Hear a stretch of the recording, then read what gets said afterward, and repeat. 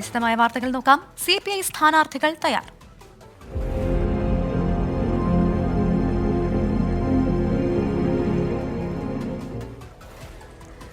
ലോക്സഭാ തെരഞ്ഞെടുപ്പിൽ CPI മത്സരിക്കുന്ന 4 മണ്ഡലങ്ങളിലെ സ്ഥാനാർത്ഥികളെ സംബന്ധിച്ച് ധാരണയായി. തിരുവനന്തപുരത്ത് പന്ന്യൻ രവീന്ദ്രൻ തന്നെ മത്സരിക്കും. തൃശൂരിൽ VS സുനിൽകുമാറും വയനാട്ടിൽ ആനി രാജയും മാവേലിക്കരയിൽ CA അരുൺകുമാറും മത്സരത്തിനിറങ്ങും. ഈ മാസം 26-നാണ് ഔദ്യോഗിക സ്ഥാനാർത്ഥി പ്രഖ്യാപനം. തിരുവനന്തപുരത്ത് മത്സരിക്കാൻ താൽപര്യമില്ലെന്ന് പന്ന്യൻ രവീന്ദ്രൻ പരസ്യമായി പറഞ്ഞതാണ്. എന്നാൽ മറ്റു പേരുകളിലേക്ക് പോകാൻ പാർട്ടി നേതൃത്വത്തിന് കഴിഞ്ഞില്ല. പൊതുസ്വതന്ത്രനെ ഇറക്കിയുള്ള പരീക്ഷണം വേണ്ട എന്നും നേതൃതലത്തിൽ അഭിപ്രായമുണ്ടായി. മുതിർന്ന നേതാക്കളടക്കം പന്ന്യൻ രവീന്ദ്രനോട് സംസാരിച്ചതോടെയാണ് അദ്ദേഹം അനുനയത്തിന്റെ പാതയിലെത്തിയത്. മത്സരിക്കാനുള്ള സമ്മതം പന്ന്യൻ നേതൃത്വത്തെ പിന്നീട് അറിയിച്ചു. ശശി തരൂരിനെ പന്ന്യൻ തന്നെയായിരിക്കും നേരിടുക എന്ന് ഇതോടെ വ്യക്തമായി. 2005-ൽ PK വാസുദേവൻ നായരുടെ മരണത്തിന് ശേഷം നടന്ന ഉപതെരഞ്ഞെടുപ്പിൽ ലോക്സഭയിലേക്ക് പന്ന്യൻ വിജയിച്ചിരുന്നു. മാവേലിക്കരയിൽ കൊടിക്കുന്നിൽ സുരേഷിനെ നേരിടാൻ AIYF നേതാവ് CA അരുൺകുമാറായിരിക്കും എത്തുക. ജില്ലാ നേതൃത്വത്തിന് താൽപര്യം പരിഗണിച്ചാണ് തീരുമാനം. ശക്തമായ ത്രികോണ പോരാട്ടം നടക്കുന്ന തൃശൂരിൽ VS സുനിൽകുമാറിനെ കളത്തിലിറക്കാനാണ് CPI തീരുമാനം. VS സുനിൽകുമാറിന്റെ ജനകീയത നേട്ടമുണ്ടാക്കുമെന്നാണ് വിലയിരുത്തൽ.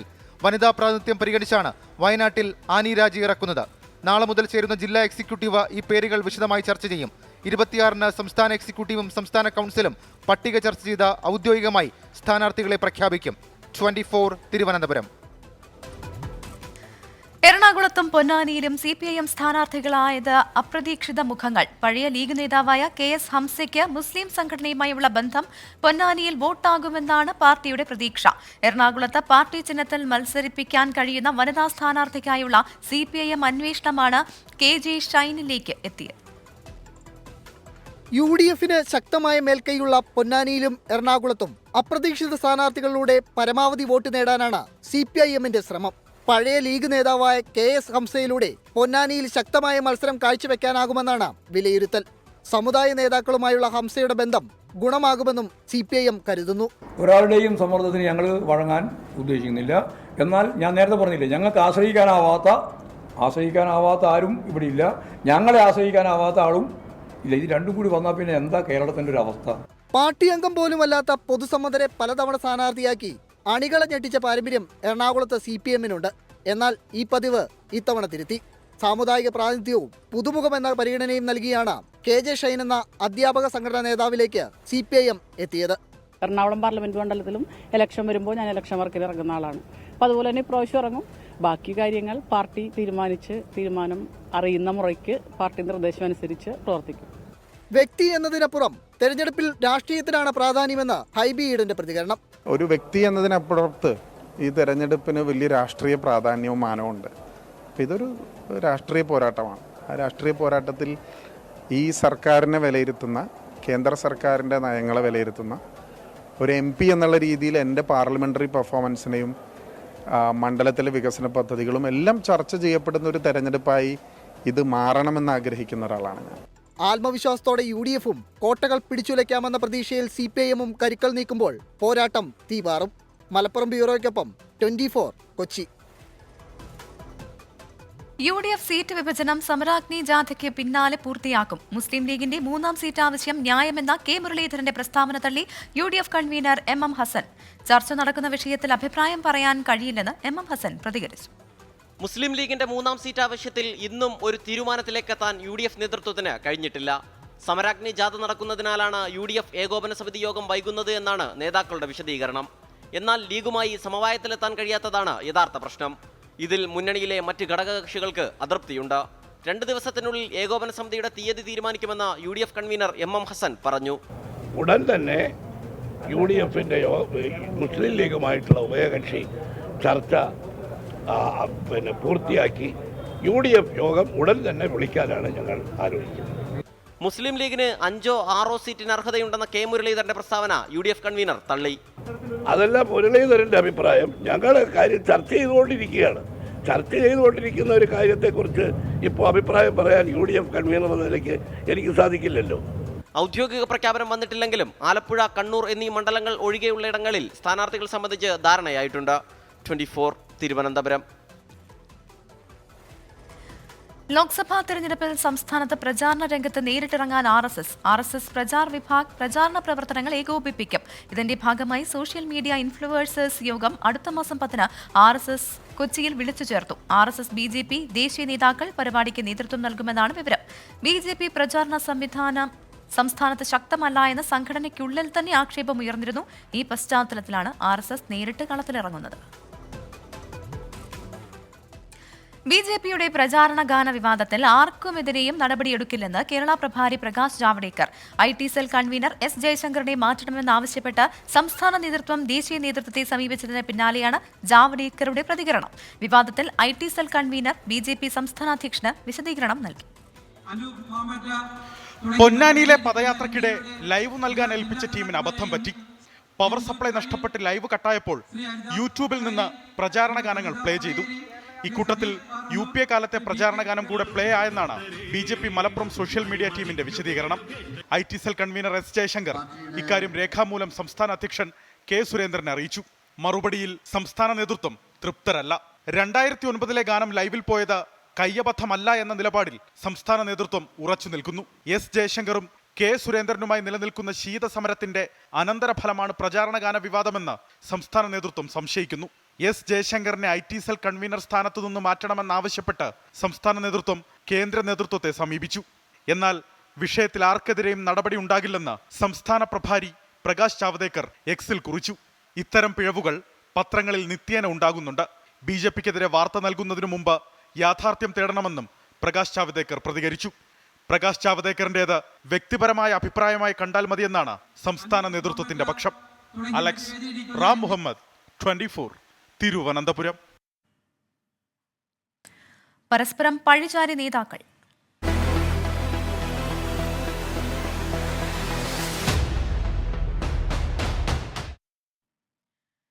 കർഷക പ്രതിനിധിയെ ലോക്സഭയിലേക്ക് അയക്കണമെന്ന ആഹ്വാനവുമായി ബിഷപ്പുമാർ. ഇപ്പോഴുള്ള ജനപ്രതിനിധികൾ മൃഗങ്ങൾക്ക് വേണ്ടിയാണ് നിലകൊള്ളുന്നത് എന്ന് താമരശ്ശേരി ബിഷപ്പ് മാർ റമീജിയോ സിഞ്ചനാനിയിൽ വിമർശിച്ചു. വന്യജീവി സംരക്ഷണ നിയമങ്ങൾ മാറ്റിയെഴുതാത്തത് തെമ്മാടിത്തരമാണെന്ന് തലശ്ശേരി ബിഷപ്പ് മാർ ജോസഫ് പാംബ്ലാനി കുറ്റപ്പെടുത്തി. മനുഷ്യ സംരക്ഷണ നിയമം കൊണ്ടുവരാൻ പാർലമെന്റും നിയമസഭയും തയ്യാറാകണം. എല്ലാം കേന്ദ്രത്തിന്റെ കയ്യിലാണെങ്കിൽ സംസ്ഥാനത്ത് എന്തിനാണ് വെള്ളാനയായി ഒരു വനം വകുപ്പെന്നും ജോസഫ് പാംബ്ലാനി ചോദിച്ചു.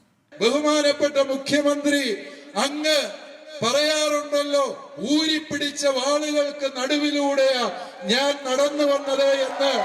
ഇതാ ഈ മലയോര ജനത പറയുന്നു, ഞങ്ങള് ഊരിപ്പിടിച്ച വാളിനിടയിലൂടെ മാത്രമല്ല, ഒറ്റക്കൊമ്പന്റെയും ഇരട്ടക്കൊമ്പന്റെയും സകലമാന കടുവായുടെയും മനുഷ്യർക്ക് ഭീഷണിയാകുന്ന മൃഗങ്ങളെ വെടിവെച്ച് കൊല്ലാൻ സംസ്ഥാനങ്ങൾക്ക് അധികാരമുണ്ടെന്ന് കേന്ദ്ര വനം പരിസ്ഥിതി മന്ത്രി ഭൂപേന്ദർ യാദവ്. വനം വന്യജീവി നിയമത്തിൽ മാറ്റം വരുത്തേണ്ടതില്ല എന്നും മന്ത്രി വ്യക്തമാക്കി. വന്യജീവി ആക്രമണത്തിൽ കൊല്ലപ്പെടുന്നവരുടെ കുടുംബത്തിന് കേന്ദ്രം 10 ലക്ഷം രൂപ നൽകുന്നുണ്ടെന്ന് ഭൂപേന്ദർ യാദവ് പറഞ്ഞു. ഈ തുക സംസ്ഥാന സർക്കാർ എന്തു ചെയ്യുകയാണെന്ന് കോൺഗ്രസ് MLA മാർ ചോദിച്ചു. മനുഷ്യജീവന് ഭീഷണിയാകുന്ന മൃഗങ്ങളെ കൊല്ലാൻ കേന്ദ്ര നിയമം തടസ്സമാണെന്ന സംസ്ഥാന വനമന്ത്രിയുടെ വാദത്തിനിടെയാണ് കേന്ദ്ര വനമന്ത്രിയുടെ വിശദീകരണം.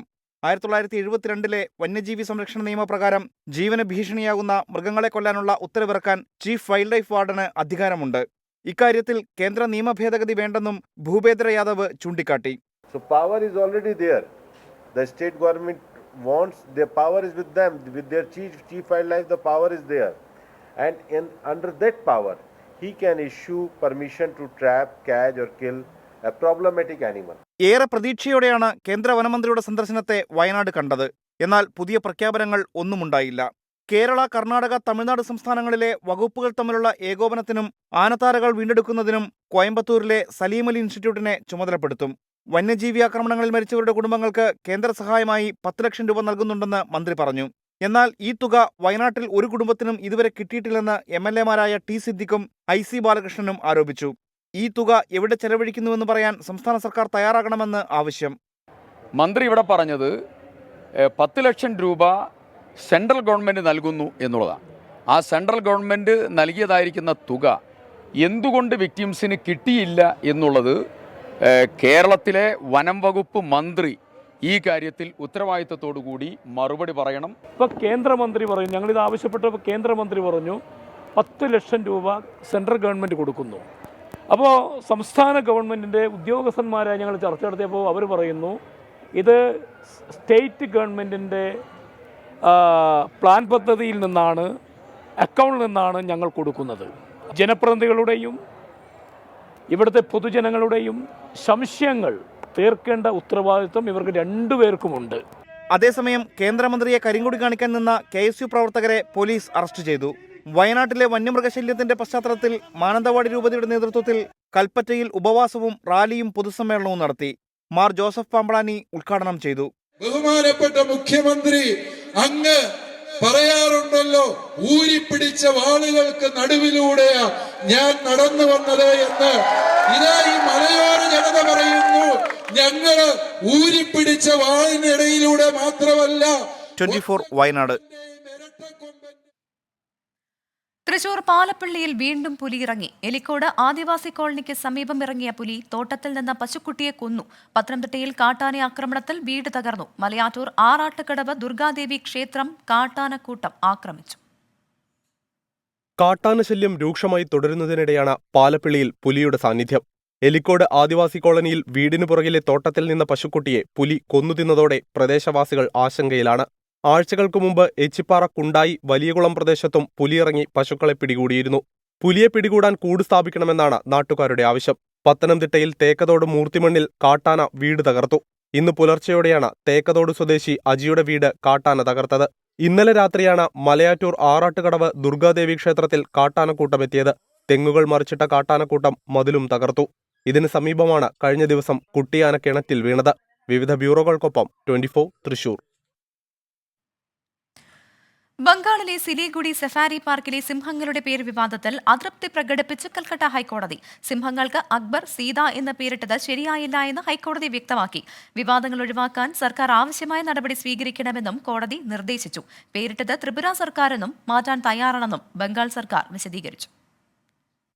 മൃഗങ്ങൾക്ക് ദൈവങ്ങളുടെ പേരിടാനാകുമോ എന്ന വീക്ഷണത്തോടെയാണ് കേസിനെ ഹൈക്കോടതി പരിഗണിച്ചത്. പട്ടിക്കും പൂച്ചയ്ക്കും ദൈവങ്ങളുടെ പേരിടാറില്ല. സിംഹങ്ങൾക്കും അങ്ങനെ പേരിടുന്നത് അനുചിതമാണ്. സാമൂഹിക സൗഹാർദ്ദം തകർക്കുന്ന പേരുകൾ പൊതുമൃഗശാലകളിൽ മൃഗങ്ങൾക്ക് നൽകരുത്. അക്ബർ എന്നും സീതയെന്നും സിംഹങ്ങൾക്ക് പേര് നൽകിയതിന്റെ ഉദ്ദേശശുദ്ധിയെ കോടതി ചോദ്യം ചെയ്തു. എന്നാൽ ഇങ്ങനെ സിംഹങ്ങൾക്ക് പേര് നൽകിയത് തങ്ങളല്ലെന്ന് ബംഗാൾ വ്യക്തമാക്കി. ത്രിപുര സർക്കാർ കൈമാറിയ സിംഹങ്ങളാണെന്നും പേരുകൾ അപ്പോൾ തന്നെ ഉണ്ടായിരുന്നതാണെന്നും ബംഗാൾ അറിയിച്ചു. ഹർജി റിട്ടായി പരിഗണിക്കാൻ സാധ്യമല്ലെന്ന് കോടതി ഹർജിക്കാരനോട് വ്യക്തമാക്കി. പകരം പൊതുതാൽപര്യ ഹർജിയായി പരിവർത്തനപ്പെടുത്തി സമർപ്പിക്കണം. സിംഹങ്ങളുടെ പേരുമാറ്റുന്നതിൽ തങ്ങൾക്ക് എതിർപ്പില്ലെന്നും ബംഗാൾ അറിയിച്ചു. ആർ രാധാകൃഷ്ണൻ, 24 ഡൽഹി. പഞ്ചാബ് ഹരിയാന അതിർത്തിയിൽ സമരത്തിനിടെ കർഷകൻ കൊല്ലപ്പെട്ടതിൽ പ്രതിഷേധം ശക്തമാകുന്നു. BJP നേതാക്കളുടെ വസതികളിലേക്ക് കർഷകർ ട്രാക്ടർ മാർച്ച് നടത്തി. കേന്ദ്ര സർക്കാരുമായി തൽക്കാലം ചർച്ച വേണ്ടെന്നാണ് സംഘടനകളുടെ തീരുമാനം. യുവ കർഷകൻ കൊല്ലപ്പെട്ടതിൽ പഞ്ചാബ് സർക്കാരും മറുപടി പറയണമെന്ന് പ്രതിഷേധക്കാർ ആവശ്യപ്പെട്ടു. ശംഭു ഖനൌരി അതിർത്തികളിലെ സമരത്തിനിടെയുണ്ടായ പോലീസ് നടപടിയിൽ കർഷക സംഘടനകളുടെ പ്രതിഷേധം കനക്കുകയാണ്. കർഷകൻ കൊല്ലപ്പെട്ട സാഹചര്യത്തിൽ 2 ദിവസത്തേക്ക് ഡൽഹിയിലേക്ക് നീങ്ങേണ്ടതില്ല എന്ന് പ്രഖ്യാപിച്ച കർഷക സംഘടനകൾ അതിർത്തികളിലിരുന്ന് പ്രതിഷേധം തുടരും. കൂടുതൽ കർഷക സംഘടനകൾ പ്രതിഷേധത്തിന്റെ ഭാഗമാവുകയാണ്. സംയുക്ത കിസാൻ മോർച്ച ഔദ്യോഗിക വിഭാഗം BJP നേതാക്കളുടെ വസതികളിലേക്ക് ട്രാക്ടർ മാർച്ചും ഭാരത് കിസാൻ മോർച്ച റോഡ് തടയൽ സമരവും നടത്തി. കഴിഞ്ഞ ദിവസം കൊല്ലപ്പെട്ട ശുഭ്കരന്റെ പോസ്റ്റ്മോർട്ടം നടപടികൾ പട്യാലയിലെ സർക്കാർ ആശുപത്രിയിൽ പുരോഗമിക്കുകയാണ്. ഖനൌരിക്ക് സമാനമായി ചംഭുവിലും കഴിഞ്ഞ ദിവസം റബ്ബർ ബുള്ളറ്റിന് ഉപയോഗിച്ച് പോലീസ് വെടിവെപ്പ് നടത്തി.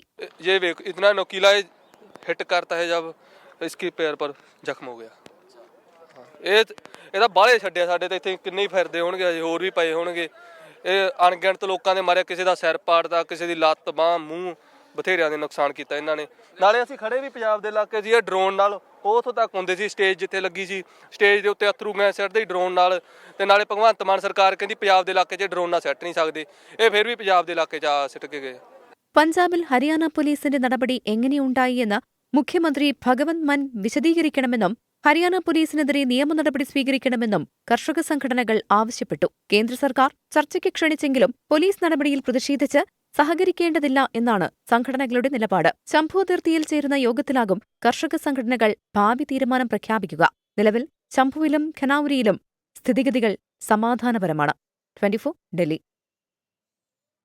ടി പി ചന്ദ്രശേഖരൻ വധക്കേസ് പ്രതി PK കുഞ്ഞനന്ദന്റെ മരണത്തിൽ ദുരൂഹതയാരോപിച്ച് മുസ്ലിം ലീഗ് നേതാവ് KM ഷാജി. കേസിൽ നേതാക്കളിലേക്ക് എത്താനുള്ള ഏക കണ്ണി കുഞ്ഞനന്ദനാണെന്നും രഹസ്യം ചോരുമോ എന്ന ഭയം വരുമ്പോൾ കൊന്നവരെ കൊല്ലുമെന്നും KM ഷാജി പറഞ്ഞു. എന്നാൽ ആരോപണം അടിസ്ഥാനരഹിതമാണെന്ന് കുഞ്ഞനന്ദന്റെ മകൾ PK ഷബ്ന പ്രതികരിച്ചു. TP വധക്കേസ് ചർച്ചകൾ വീണ്ടും സജീവമാകുന്നതിനിടയിലാണ് KM ഷാജിയുടെ ആരോപണം.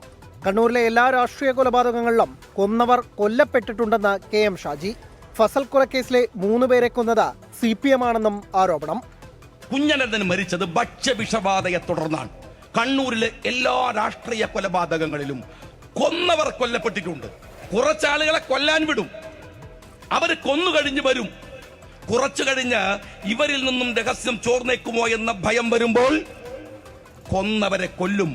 ഫസൽ കൊലപാതക കേസിലെ 3 പേരെ കൊന്നത് CPM ആണ്. മലപ്പുറം കൊണ്ടോട്ടി മുസ്ലിം ലീഗ് മുനിസിപ്പൽ സമ്മേളന വേദിയിലാണ് KM ഷാജിയുടെ പ്രസംഗം. എന്നാൽ PK കുഞ്ഞനന്ദന്റെ മരണത്തിൽ ദുരൂഹതയിലെന്ന് മകൾ PK ഷബ്ന പ്രതികരിച്ചു. തന്റെ പിതാവ് മരിക്കാൻ കാരണമായത് UDF ഭരണകൂടമാണെന്നും പാർട്ടിയുമായി ആലോചിച്ച തുടർ നടപടി സ്വീകരിക്കുമെന്നും PK ഷബ്ന പറഞ്ഞു. അച്ഛന്റെ അസുഖത്തിന് കൃത്യമായ ചികിത്സ അന്ന് ഭരിച്ചുകൊണ്ടിരുന്ന UDF സർക്കാർ നൽകാതിരുന്നതിന്റെ കാരണമാണ് അച്ഛനെ അസുഖം മൂർച്ചത് മരണപ്പെട്ടത്. സത്യത്തില് കൊന്നത് UDFന്റെ ഭരണകൂടമാണ്. KM ഷാജിയുടെ ആരോപണത്തിൽ CPIM സംസ്ഥാന സെക്രട്ടറിയുടെ മറുപടി ഇങ്ങനെ: എന്തും തോന്നുന്ന കാര്യം പറയുന്ന വിളിച്ചു പറയുന്ന അമ്മാതിരിയുള്ള ആളോട് ഒന്നും മറുപടി പറയുന്നത് ഞാനില്ല. അങ്ങനെ ഇരിക്കും ഇല്ല, അതിനോടെല്ലാം പ്രതികരിക്കാൻ നടക്കുക. KM ഷാജിയുടെ ആരോപണത്തെക്കുറിച്ച് അദ്ദേഹത്തിന് മാത്രമേ പറയാൻ കഴിയൂ എന്ന് MM ഹസൻ പ്രതികരിച്ചു. 24 മലപ്പുറം. സംസ്ഥാനത്ത് 6 ജില്ലകളിൽ താപനില ഉയരാൻ സാധ്യതയെന്ന് കേന്ദ്ര കാലാവസ്ഥാ വകുപ്പിന്റെ മുന്നറിയിപ്പ്. കൊല്ലം, ആലപ്പുഴ, കോട്ടയം, തൃശൂർ, പാലക്കാട്, കോഴിക്കോട് ജില്ലകളിൽ യെല്ലോ അലർട്ട് പ്രഖ്യാപിച്ചു. കൊല്ലം ജില്ലയിൽ ഉയർന്ന താപനില 37 ഡിഗ്രി സെൽഷ്യസ് വരെയും, ആലപ്പുഴ, കോട്ടയം, തൃശൂർ, പാലക്കാട്, കോഴിക്കോട് ജില്ലകളിൽ ഉയർന്ന താപനില 36 ഡിഗ്രി സെൽഷ്യസ് വരെയും വർദ്ധിക്കാൻ സാധ്യതയുണ്ട്. ഈ ജില്ലകളിൽ സാധാരണയേക്കാൾ 2 മുതൽ 3 ഡിഗ്രി സെൽഷ്യസ് വരെ ചൂട് കൂടാൻ സാധ്യതയുണ്ടെന്നാണ് കേന്ദ്ര കാലാവസ്ഥാ വകുപ്പിന്റെ മുന്നറിയിപ്പ്. താപനില ഉയരുന്ന സാഹചര്യത്തിൽ ദുരന്ത നിവാരണ അതോറിറ്റി പൊതുജനങ്ങൾക്ക് ജാഗ്രതാ നിർദ്ദേശം പുറപ്പെടുവിച്ചിട്ടുണ്ട്. ഉയർന്ന ചൂട്, സൂര്യാഘാതം, സൂര്യതപം, നിർജ്ജലീകരണം തുടങ്ങി നിരവധി ഗുരുതരമായ ആരോഗ്യ പ്രശ്നങ്ങൾക്ക് കാരണമാകുമെന്നാണ് മുന്നറിയിപ്പ്. പകൽ 11 മുതൽ 3 മണി വരെയുള്ള സമയത്ത് ശരീരത്തിൽ തുടർച്ചയായി സൂര്യപ്രകാശം ഏൽക്കുന്നത് ഒഴിവാക്കണം. നിർജ്ജലീകരണം തടയാൻ ധാരാളം വെള്ളം കുടിക്കണം.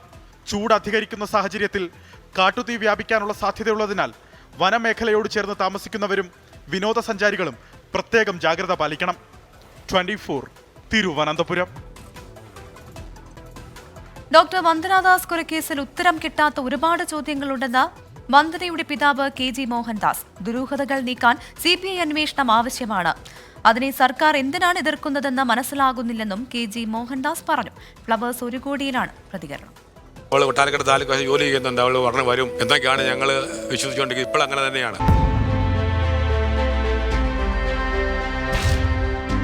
പല പ്രാവശ്യം പല ഇൻസിഡന്റുകളും പല കാര്യങ്ങളും ഉണ്ടായിട്ടുണ്ട്. ഒന്നും ഈ പ്രസ്താവനകളും ഒന്നും ഉണ്ടായിട്ടില്ല സാറേ.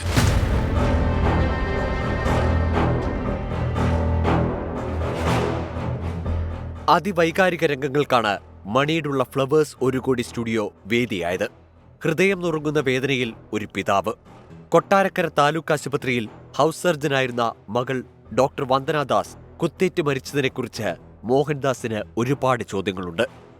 ഡോക്ടർ വന്ദനയ്ക്ക് കുത്തുകെട്ടി കുറച്ച് കഴിയുമ്പോഴത്തേക്ക് കിംസ് കൊണ്ടേ മരിച്ചുപോയി. അതല്ല, ഇത്ര ഡിലേ ഉണ്ടായെന്നും ഇത്ര വീഴ്ച ഉണ്ടായെന്നും ഇത്ര ചികിത്സ കിട്ടാതെ വരുന്നു ഇതൊന്നും പബ്ലിക്കിന് അറിയത്തില്ല സാറേ. ആശുപത്രി ജീവനക്കാരുടെ സുരക്ഷ ഉറപ്പാക്കുന്ന നിയമം യാഥാർത്ഥ്യമാകാൻ തന്റെ മകൾക്ക് ബലിയാടാകേണ്ടി വന്നുവെന്ന് KG മോഹൻദാസ്. വന്ദനയ്ക്ക് മരണാനന്തര ബഹുമതിയായി ആരോഗ്യ സർവകലാശാല നൽകിയ മെഡിക്കൽ ബിരുദം വിങ്ങലോടെയാണ് മാതാപിതാക്കൾ ഏറ്റുവാങ്ങിയത്. പക്ഷെ നമുക്കതൊന്നും എന്നെ സഹിക്കാൻ പറ്റുന്നില്ല സാറേ. കേരളത്തിലെ എല്ലാ മെഡിക്കൽ കോളേജിലും നിന്നുള്ള പ്രതികരിച്ചുള്ള ഫസ്റ്റ് റാങ്ക് സെക്കൻഡ് റാങ്ക് വാങ്ങിച്ച കുട്ടികളുടെ ഒക്കെ പ്രസൻസി വെച്ചാണ് ഞങ്ങളിതുപോലെ തന്നെ യാത്ര ചെയ്യാൻ ഒട്ടും വയ്യാൻ അക്കാലത്തൊന്നും പോയത്. ഗവർണർ നേരിട്ട് തന്ന് എല്ലാവരുടെയും നേരിട്ട് വന്നു. കൊച്ചിൻ്റെ മോടെ ജനങ്ങൾ അംഗീകരിച്ചായിട്ടല്ല സാറേ വരുത്ത്. അത് ഞങ്ങൾ ആദരപൂർവ്വം വാങ്ങിച്ചു. ഞങ്ങൾക്ക് ഫ്രെയിം ചെയ്ത് തന്നിട്ടുണ്ട്, അവിടെ ഇരിപ്പുണ്ട്.